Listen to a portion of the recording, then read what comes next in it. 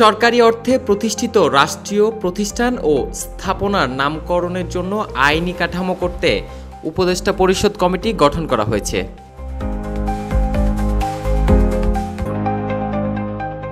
বুধবার 4 সেপ্টেম্বর এই কমিটি গঠন করে মন্ত্রিপরিষদ বিভাগ থেকে প্রজ্ঞাপন জারি করা হয়েছে।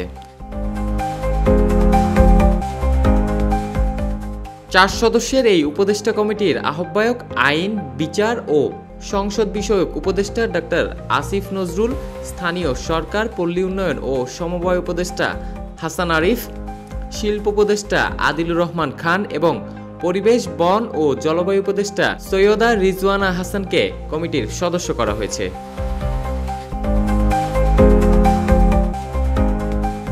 কমিটিকে সরকারি অর্থে প্রতিষ্ঠিত রাষ্ট্রীয় প্রতিষ্ঠান বা স্থাপনার নামকরণের ক্ষেত্রে একটি আইনি কাঠামো প্রণয়ন করে সরকারের বিবেচনার জন্য উপস্থাপন করতে বলা হয়েছে।